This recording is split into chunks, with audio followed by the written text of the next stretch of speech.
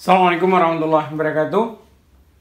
Kali ini kita akan bahas asam karboksilat polifungsional, asam dikarboksilat, dan asam karboksilat dengan gugus fungsional yang lain itu mempunyai sifat yang khas. Maka dari itu kita akan bahas secara terpisah. Yang pertama,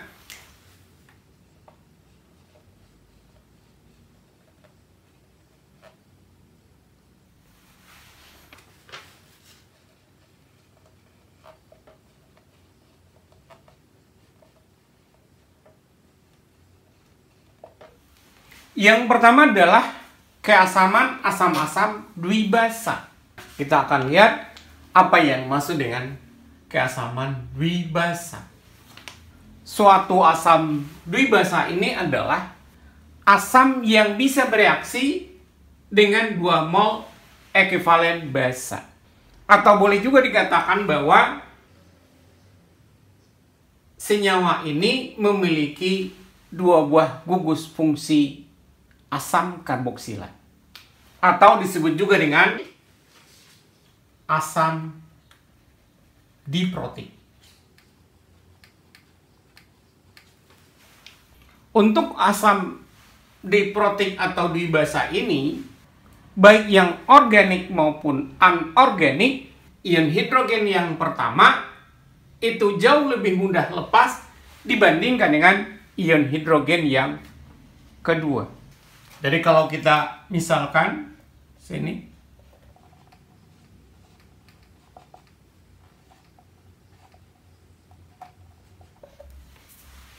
jadi kalau kita perhatikan di sini ada hidrogennya, sini H plusnya, di sini juga akan menghasilkan H plus juga. Tentunya yang pertama memiliki pK yang biasanya lebih besar dibandingkan dengan pK yang kedua. Nah, perbedaan itu akan semakin kecil jika jaraknya makin besar. Untuk itu nanti kita akan lihat beberapa contohnya.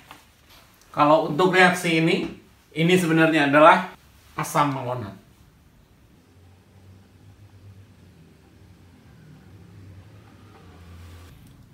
Untuk lebih jelasnya kita perlihatkan ikatannya.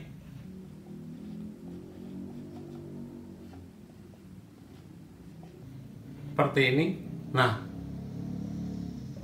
ini direaksikan dengan air. Untuk hasilnya adalah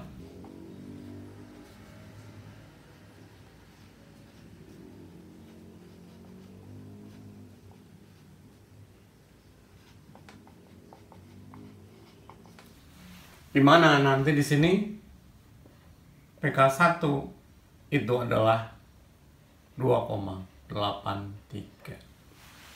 Selanjutnya yang ini, karena masih ada H plusnya, jadi akan kembali melepaskan H plus.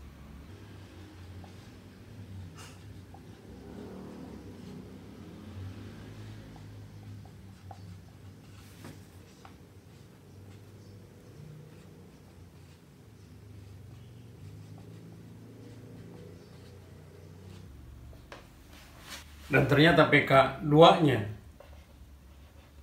adalah 5,69. Berarti asam-asam dwibasa atau asam diprotik berarti dia mempunyai 2 buah gugus asam. Dan kalau kita perhatikan di sini, pK1 lebih kecil dibandingkan dengan pK2. Artinya di sini adalah K1 jauh lebih besar dibandingkan dengan K2-nya. Ini beberapa contoh harga pKa dari beberapa dwibasa. Pertama di sini adalah oksalat. Berarti oksalat kedua buah C-nya itu adalah gugus asam karboksilat. pK1-nya adalah 1,2, pK2-nya adalah 4,2.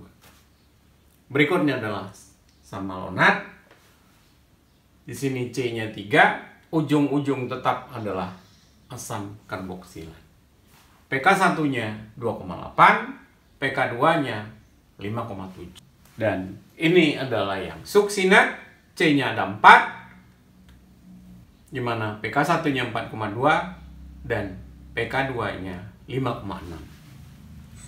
Dapat kita lihat di sini bahwa semakin panjang jarak antara gugus asam yang satu dengan asam yang lain, mungkin seperti ini.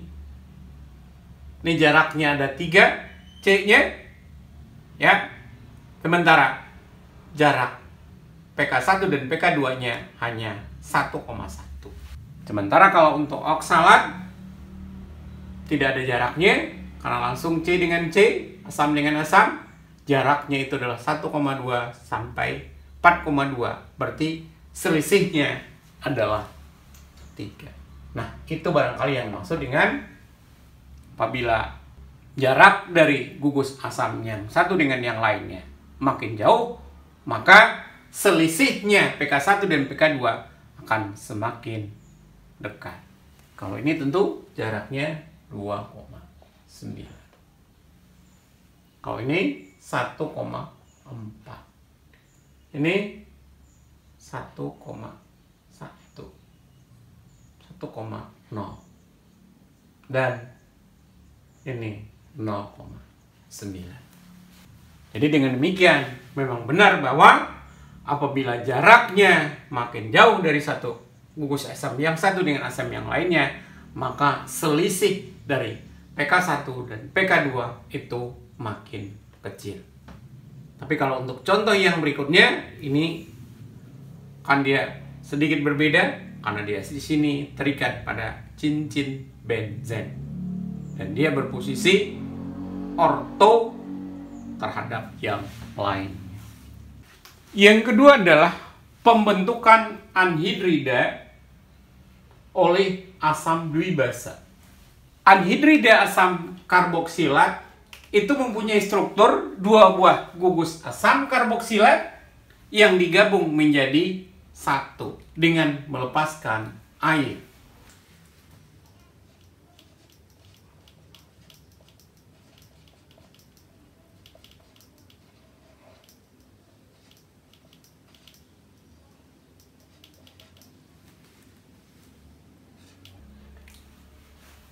Jadi kalau di sini nanti yang terjadi adalah melepaskan berupa air. Seperti itu. Nah, nanti dilepaskan berupa air. Sehingga yang dihasilkan nanti adalah, nah, di sini makanya ada O, ada C,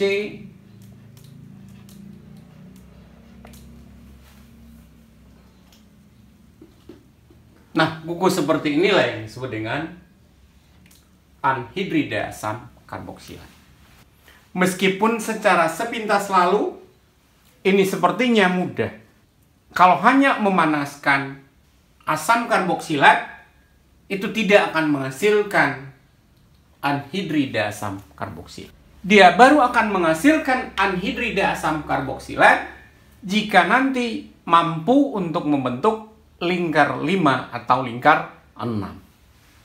Dan biasanya reaksi berlangsung sekitar 200 sampai 300 derajat Celcius. Namun, bisa juga terjadi pembentukan anhidrida ini kalau menggunakan anhidrida asam asetat. Untuk itu kita berikan contoh.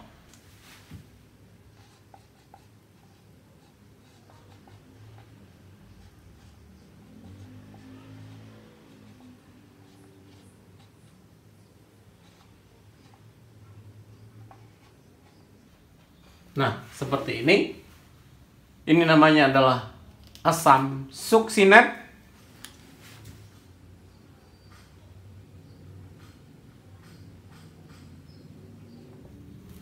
Seperti yang kita sampaikan tadi, bahwa ini direaksikan dengan anhidrida asetat.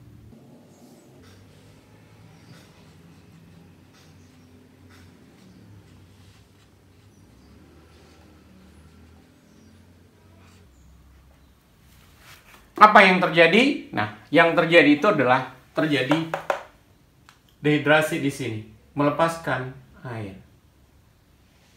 Yang mana yang dilepaskan? Tentunya yang dilepaskan adalah air. Seperti ini. Karena itu adalah berupa H2O. Dengan demikian, maka yang terbentuk nantinya adalah lingkar 5. Kenapa lingkar 5? Lihat di sini.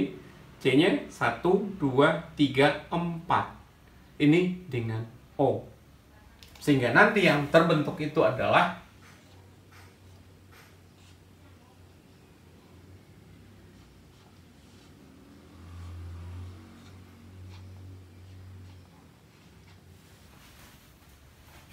kita ulangi hitungnya 1, 2, 3, 4, 5.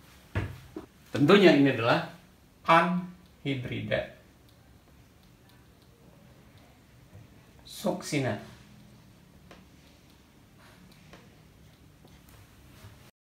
Tentu ditambah dengan asam asetatnya.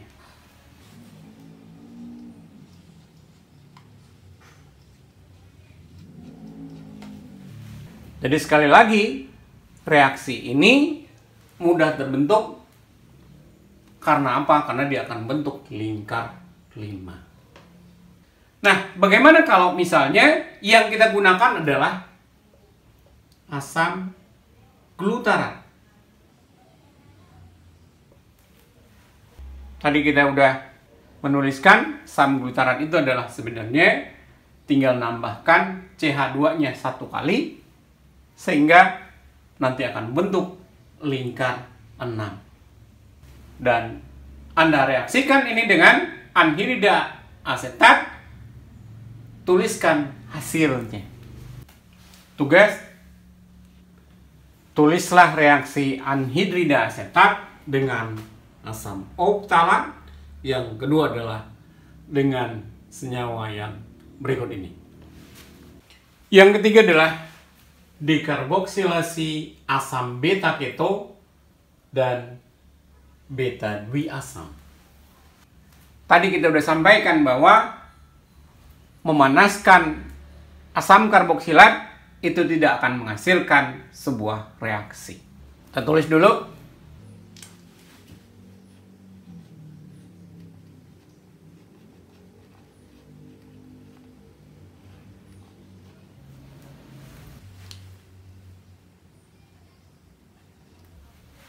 Suatu asam karboksilat yang mempunyai beta karbonil atau beta keto itu akan bisa mengalami dekarboksilasi. Berarti ini boleh kita katakan sebagai asam beta keto.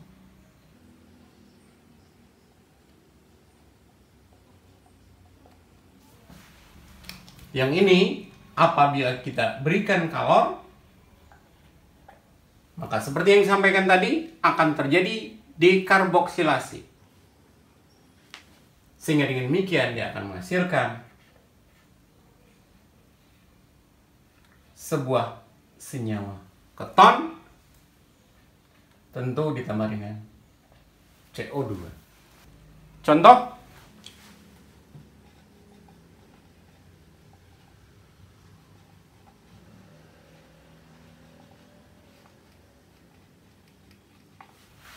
maka hasilnya nanti adalah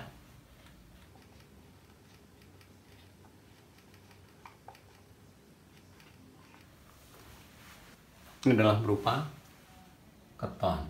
Dalam hal ini adalah aseton. Contoh yang lain.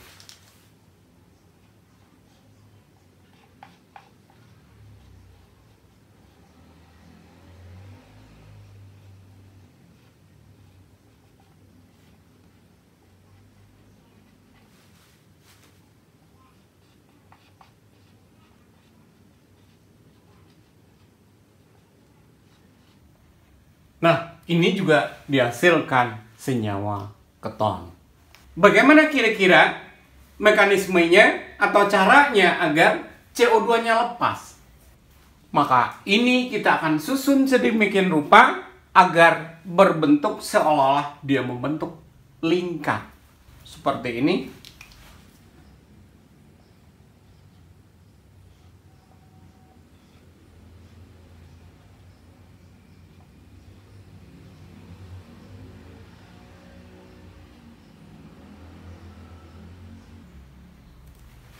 Kita lengkapi dulu elektronnya.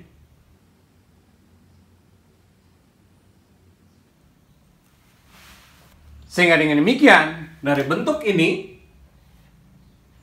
nah, kita lihat di sini,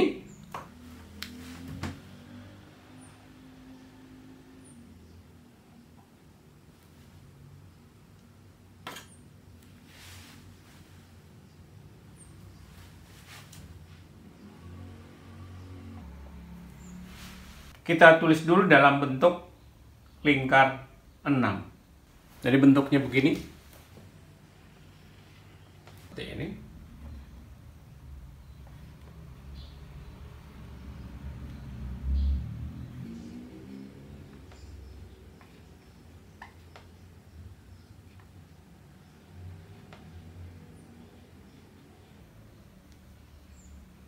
Jadi kalau kita perhatikan di sini, ini yang prosesnya.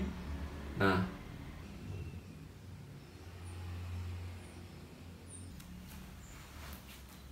ini nanti akan bentuk. Sehingga dengan demikian kita bisa melihat di sini bahwa nantinya di lingkar yang itu, ini tentunya adalah berupa CO2. Sementara yang satu lagi, yang ini,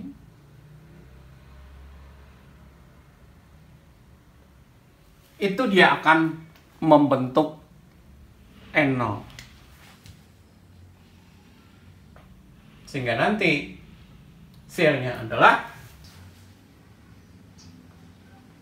ini CO2-nya udah kelihatan, sementara kalau yang ini berarti R, C, ke sini adalah CH2, ini ada O, ini ada H.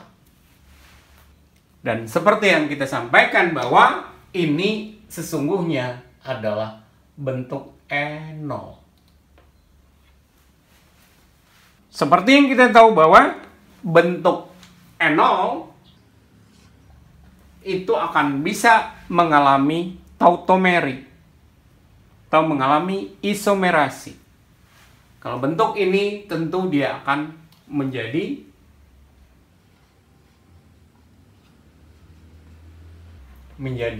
keton.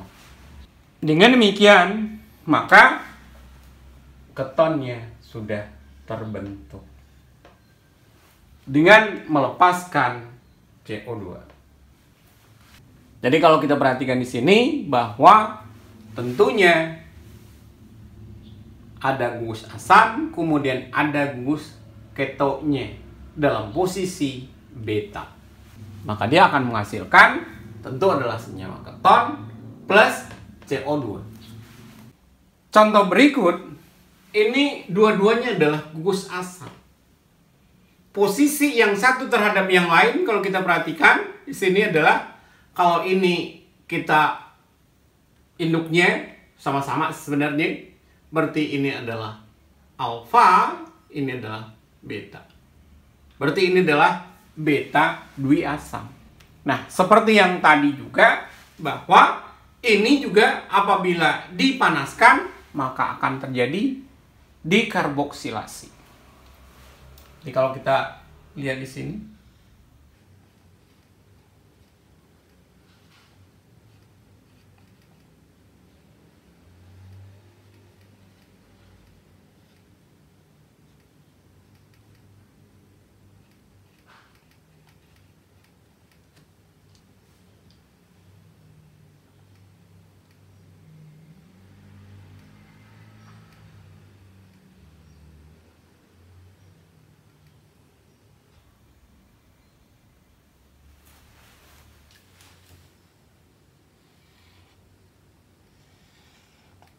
sehingga dari bentuk ini kita akan hasilkan tentunya sini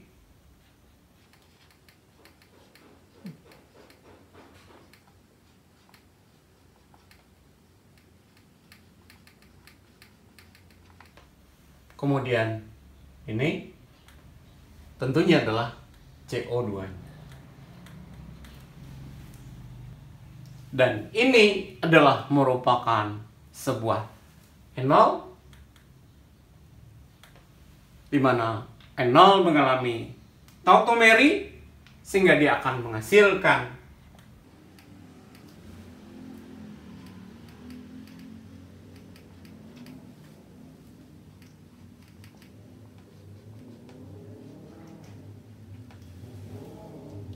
berarti kita akan dapatkan senyawa yang terbentuk. Ini tentu adalah asam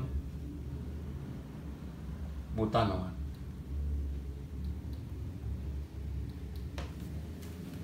Jadi jelaslah di sini bahwa beta dwi-asam juga akan menghasilkan dekarboksilasi sehingga yang terbentuk tentu adalah berupa asam karboksilat. Beberapa asam alfa karbonil juga mengalami dekarboksilasi. Sehingga dengan demikian seperti ini contohnya asam oksalat menjalani dekarboksilasi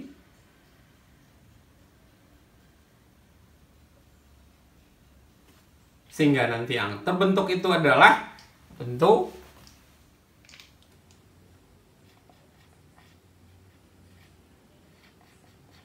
membentuk asam format. Sementara kalau untuk yang kedua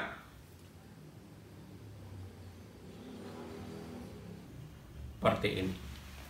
Tentu yang kita hasilkan senyawanya adalah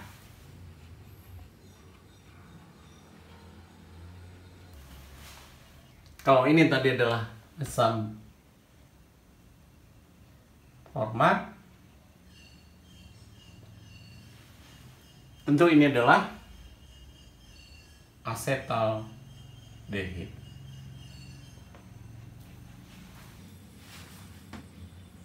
Jadi dalam hal ini, walaupun kita membahasnya adalah asam beta keto dan asam beta dwi-asam, tapi juga ternyata ada beberapa asam alfa karbonil mengalami dekarboksilasi. Tentu ini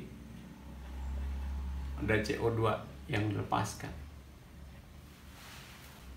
Ramalkan produknya jika ada dan tulis mekanisme sederhana. Yang pertama, ada 2 buah gugus asam. Yang kedua atau yang B, ada gugus asam dan ada gugus ketonnya. Yang C juga ada gugus asam dan ada gugus ketonnya. D pun juga demikian, ada gugus asam dan ada gugus keton. Ada gugus asam, ada gugus ketonnya. Jika hasilnya tidak ada, jelaskan. Yang keempat adalah asam karboksilat tidak jenuh alfa beta. Suatu ikatan rangkap terpencil atau terisolasi dalam sebuah asam karboksilat yang tidak jenuh bersifat bebas. Artinya sifatnya itu tidak akan tergantung kepada gugus karboksil. Namun apabila ikatan rangkapnya itu terkonjugasi dengan gugus karbonil, maka itu dapat bereaksi adisi 1,4. Seperti halnya pada aldehid dan keton tidak jenuh alfa beta. Yang terisolasi itu seperti apa? Kita perlihatkan aja di sini.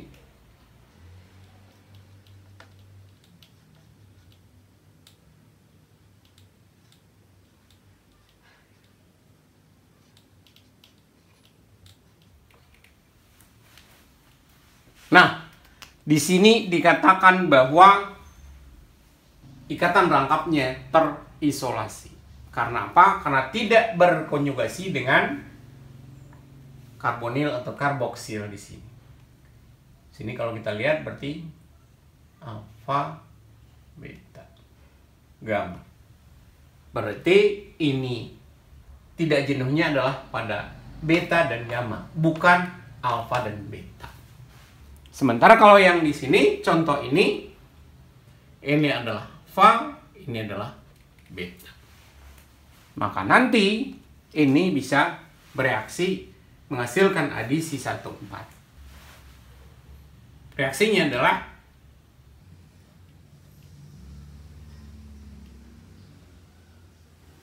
sehingga nanti yang dihasilkan adalah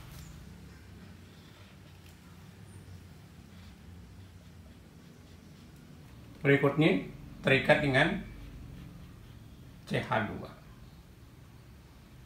Kemudian CH. Rangkap 2 C, ini O min. Sini ada O. Dapat kita lihat di sini sebenarnya yang gugus ini merupakan sebuah enol. Seperti yang kita tahu bahwa enol bisa mengalami tautomeri, sehingga nanti yang terbentuk adalah senyawa karbonil. Sehingga dengan demikian, nanti yang terbentuk itu adalah CN, kita singkat aja. Ini adalah CH2, ini menjadi CH2, ini CO, O min. Untuk yang kedua, ini adalah asam fumarat. Untuk yang kedua,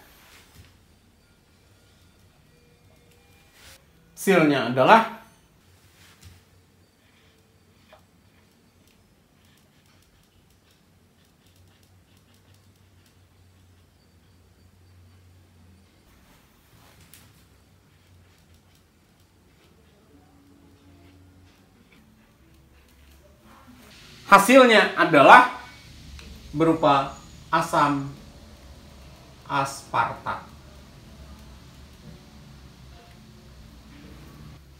Asam aspartat ini adalah berupa asam amino. Tugas: tulislah mekanisme reaksi untuk menghasilkan metilbutanoat dari asam butanoat. Yang kedua, tuliskan mekanisme perubahan berikut dari asam propanoat menjadi asam butanoat. Yang kedua, asam 3-kloropropanoat menjadi asam butanadioat. Dan yang ketiga adalah ada cincin benzennya, ada siklik lingkar 5, kemudian menjadi gugus asam karboksilat. Demikianlah yang bisa kita sampaikan untuk materi asam karboksilat secara keseluruhan. Kita tutup dengan membaca hamdalah. Alhamdulillahirabbil alamin. Assalamualaikum warahmatullahi wabarakatuh.